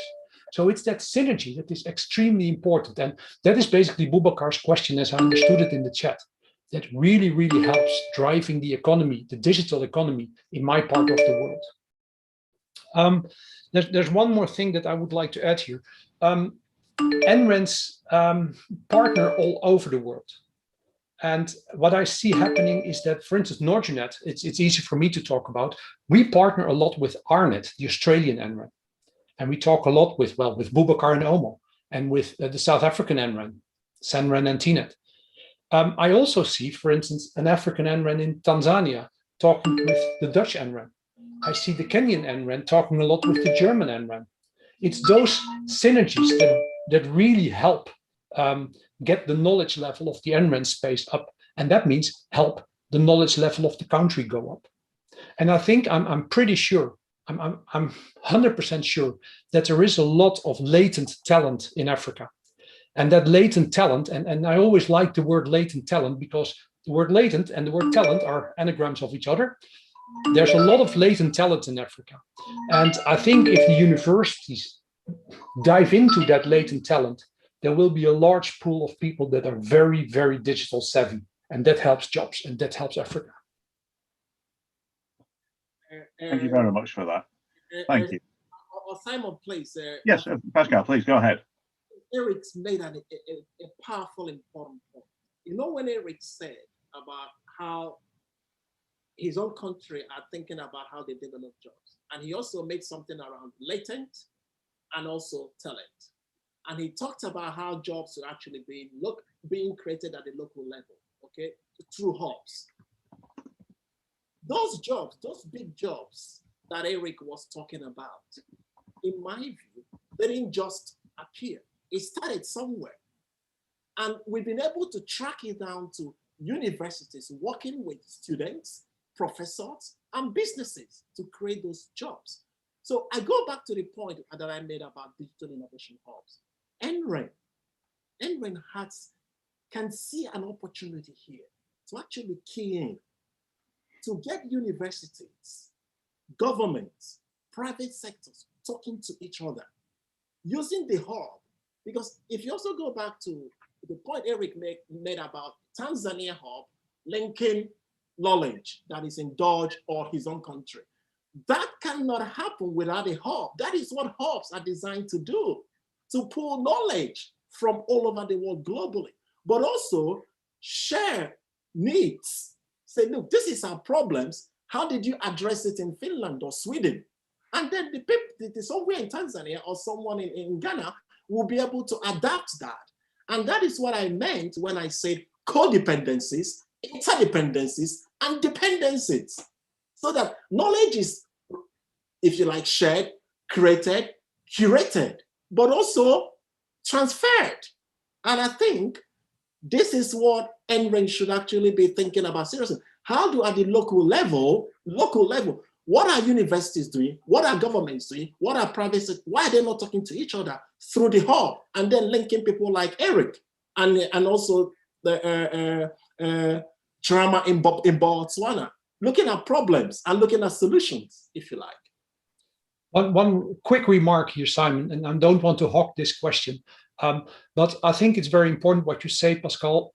But one addition to that, when we partner with an NREN in Africa, and we have partnered with Mozambique and others, and with Omo and Boubacar, we learn a lot from you as well. And a very nice example. Let me give two quick examples. How you in Africa work with mobile applications is rather unknown to us. So there we learn a lot from you. And also mobile financial transactions and mobile banking. We are living in the Stone Age in some respects here. And you are much more advanced than that. So this is a two-way street, and we should nurture this two-way street.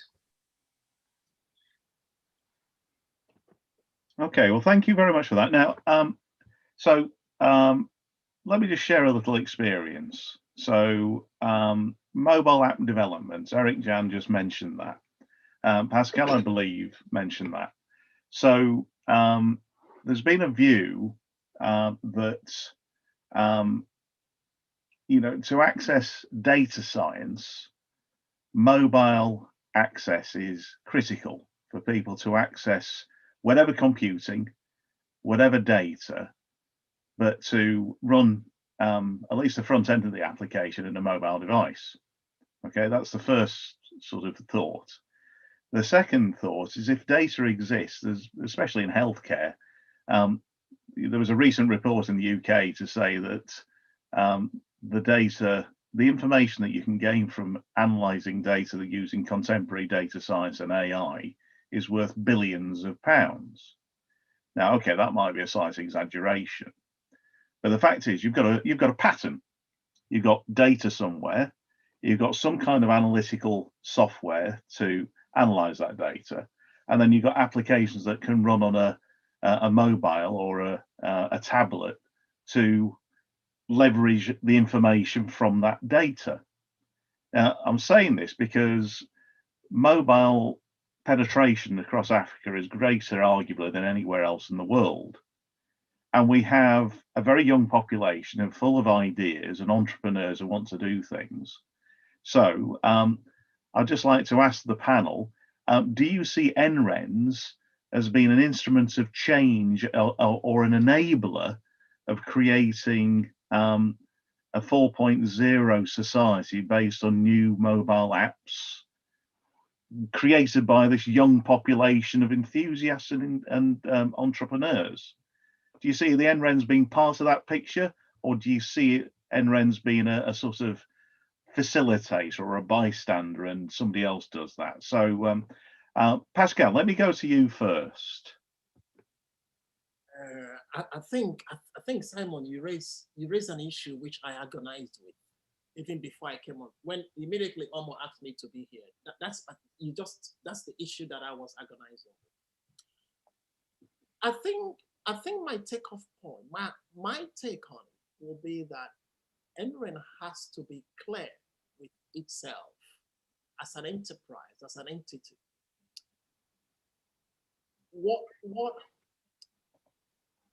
What does it want to be within this world, within the fourth industrial revolution world? They need to have an understanding of what is it they want to be. And when they are clear on what they want to be, they will then decide, what do we need to show our stakeholders that this is what we actually be?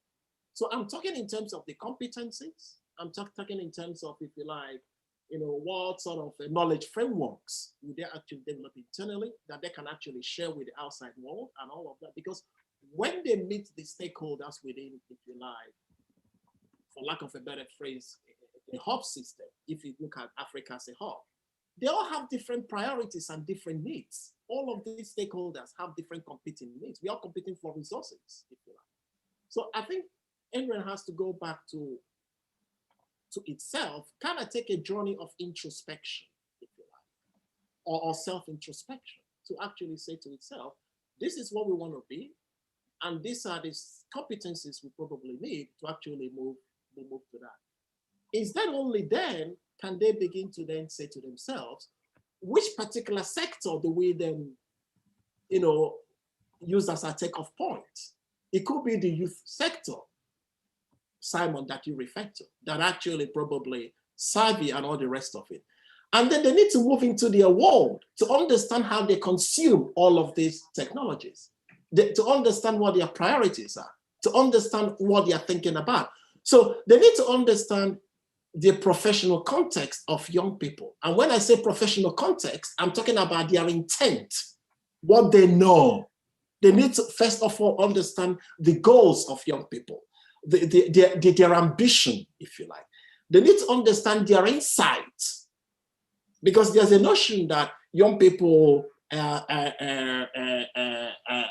probably not experienced, or they are not, they don't have the knowledge and all that, meaning that we cannot give you leadership positions, to become a president, to become a minister.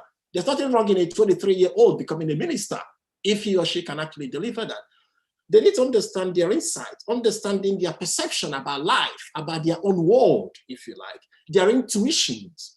And then finally, they need to understand young people's interest, if you like. In other words, what they know and how they like to learn and be taught, if at all they want to be taught. They need to understand that. It's only when they understand that context can then now come back home to say, look, do we leave our competencies the way it is, or enablers, a framework, or do we reversion it and remodel it to suit the needs of the young people? And then from there, they can run away and start working with governments, universities, and proceed from an authoritative viewpoint. So in summary, in a nutshell, their actions, of course, they have a role to play. Of course, they have a very powerful role to play in shaping people's behavior. When I say people, institutions, nations, people. But of course, it has to be, they have to proceed from an evidence-based perspective. And without research, what you're doing is just nothing. It means nothing to anybody because you cannot localize it.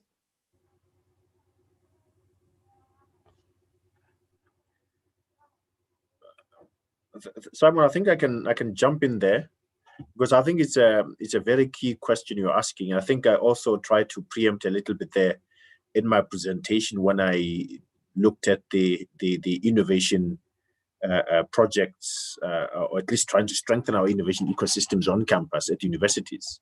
I mentioned there the university industry government co-creation platform. And also when we're doing the business case, so to say, for the Botswana NREN, primarily because we're looking at government supporting in terms of funding the NREN, obviously in collaboration with institutions. One of the things that we wanted to push us for the government to be aware that the Botswana, can be an asset in terms of economic growth and prosperity. It can obviously support innovation and provide, we said, a fast and widespread technology transfer to society and industry. That's one of its goals, is to promote, obviously, co-creation, innovation, technology transfer, local content, data, and knowledge sharing. I'm saying this because in the bullet that I mentioned on my very last summary slide, that NRENs must support industry clusters, must support these co-creation platforms, must facilitate development of locally relevant content, and must also provide an environment where innovation can happen. I'm saying this because if we look at the issue of NRENs hosting advanced data services, for example, there's potential regarding data innovations. We have students here, at least in the initiative that we have, that we host hackathons. More often than not, you want them to work on hackathons over projects and problems that are coming from society or that are coming from a practical setting. And if an NREN is engaging, for example, statistical offices, is engaging data providers and provides APIs to these data sources, all of a sudden you have students working on hackathons with real data sets and solving problems of a particular stakeholder, whether it's in telecoms, whether it's in finance, whether it's in e-government. I think this is very critical because by and large, that's what's often missing. Students feel like they are not getting their hands dirty on real projects. And I think an NREN could facilitate that enterprise. I gave you an example there in terms of the smart boards project that the government is rolling out.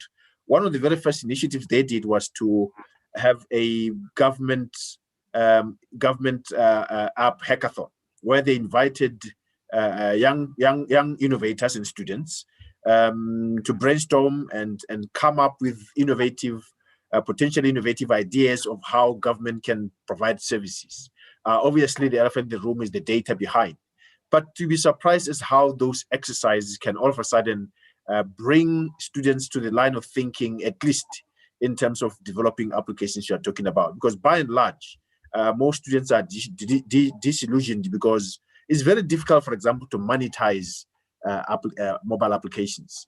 But if there is an environment and a context, especially where there's a ready uptaker of a technology, be it in the form of providing a mobile interface to a government service, for example, that's a very, very good potential way of starting. The other thing that needs to be addressed also is the issue that the previous speaker was talking about. How do we, for example, make sure that as inexperienced as students are, how do we create environments where they can work with experienced people? In our project, for example, we have experienced mentors, for example, academics, embedded in a project that is sponsored by a stakeholder, and we've got a team of students working with him. That's very important. What will be next necessary will be for these projects to, for example, be able to be piloted and be able to be uptaken. And even more importantly, I would argue, is for the procurement systems for technology to provide a provision whereby technologies developed locally, technologies developed within innovation ecosystems can also find their way into national platform for utilization. The procurement system should be just that the little man can get access to the pie. And it doesn't get better than engaging universities in this type of platforms to make sure that that is the case. And I also mentioned industry clusters. And I think those are opportunities that we can all explore. Thanks. Thank you. And before I go to Eric Jan, just wanted to share some experiences just briefly. So I'm glad you mentioned Hackfest. So it's kind of Hackfest plus infrastructure. So about 4 years ago, we had a project called SciGaia, and we ran, I think it was 4 Hackfests in different regions. And we generated from that about 35 different scientific applications. And the Hackfests were all about open science. what we gave the students was an open science platform that mirrors a lot of the goals that Toshimo's mentioned about open science and AOSP, etc. And it was great to sort of try out all those ideas for real. But it's kind of, right, here's your playground, and then here's a load of really exciting volunteers to help and train you in the Hackfest. And something I've always wondered is, I mean, Toshimo, you're a computer scientist. I'm a computer scientist. So, for example, in my department, we have, I think it's now about 1,200 computer science students. Some of those are fantastic. Most of them are very good. Lots of different skills. And I often wonder if we could create Hackfests between maybe university to university, facilitated by NRENs, where we get new communities of students across the world having fun, doing something creative. And I like what you said about making data sets available, you know, so it's almost like saying, right, here's a data set, here's a load of data science tools, and we can help you train them. Here's an infrastructure that the NREN's providing, a playground for you to work in. And then here's a whole bunch of really bright students who are probably cleverer than some of the lecturers that want to dive in and innovate. And then us older academic staff, we guide them and give them seminars and things like that. Now, if all that's then recorded, and if all that then rolls around Africa as a growing corpus of information that's shared openly, I don't know. I mean, maybe that's an exciting way to go. Anyway, I'm the chair. I'm not supposed to have opinions. So I'm going to hand over to Eric Jan now. So, sorry, Eric. If you would like to contribute to this exciting discussion. Absolutely, Simon. I fully agree with what Shyamo just said, and also Pascal enforced that.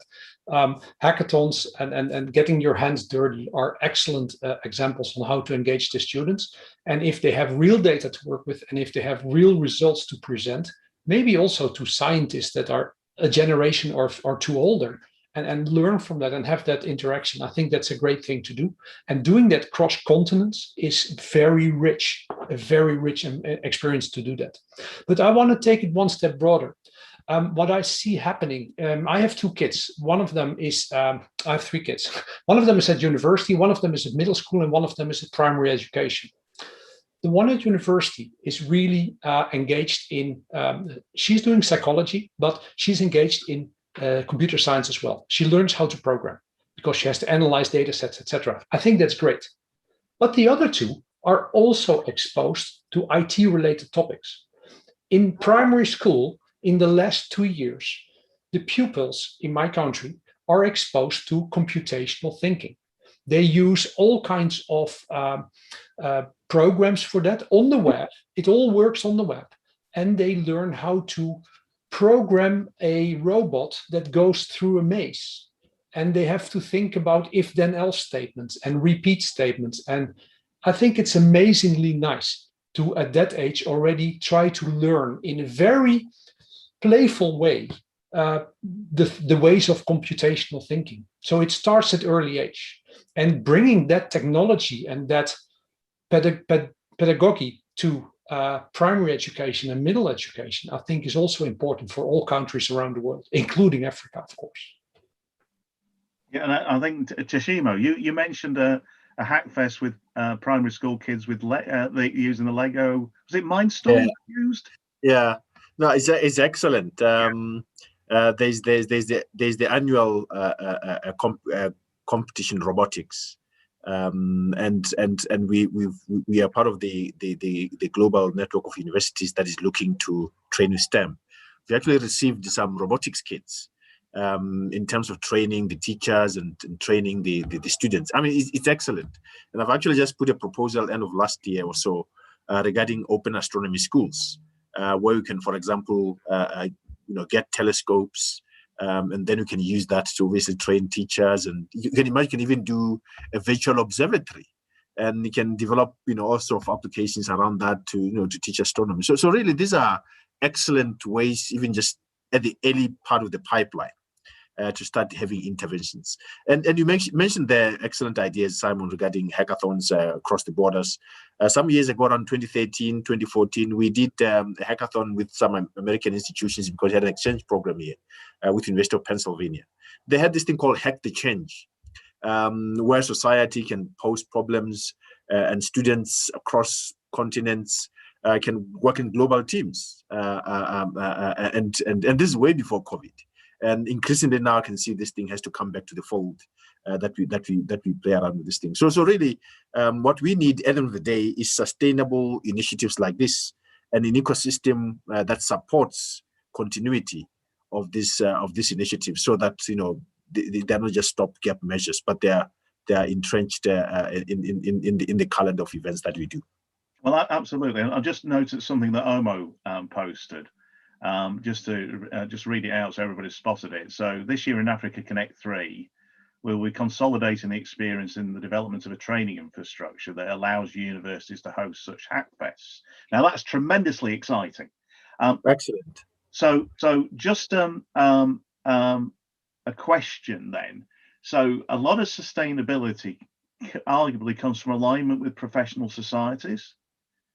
Yes. Global organizations doing hackfests. So, for example, Mozilla do international hackfests.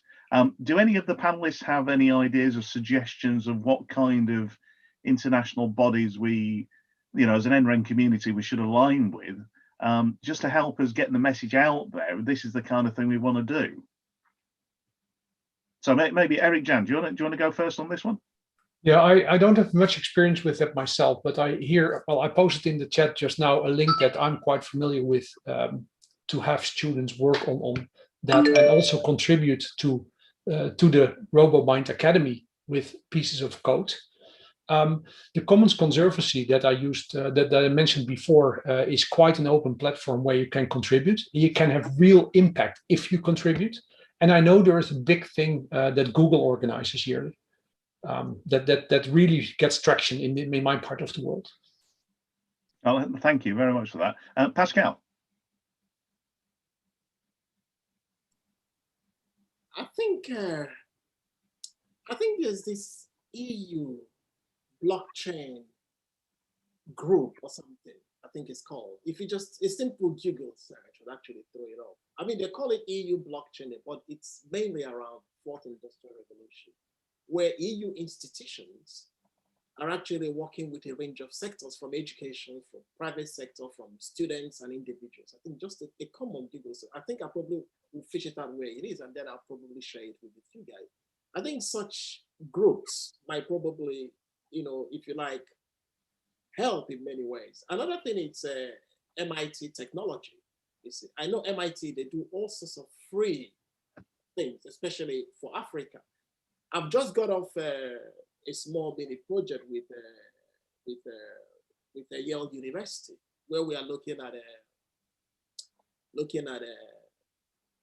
how do we support and foreground Africa-based startups to move them to not just becoming only startups, but actually advancing them to actually unicorns. Okay, because if you look at 256 unicorns across the world, only 2 have come out from Africa. 1 in Nigeria and 1 in South Africa. That's not, so I think I can fish out those information. Is probably something that I can share with you, and then see where anyone probably can be part of those sort of communities, if you like. Thank you.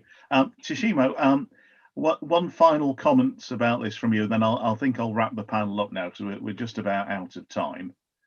No, thanks for the exciting opportunity to engage, Simon. I think there are many of these, and I think you rightly mentioned that we need to even have a pop-up where it could be a one-stop shop for some of these things. Often we have very nice initiatives, and they don't turn into programs. They're just projects. It would be nice to have platforms, for example, where NRENs can post some of these opportunities investors can. Top of my head, like I said, we've engaged before in these international hackathons. We've recently been engaging in the call for code by the Bill Clinton Foundation with IBM.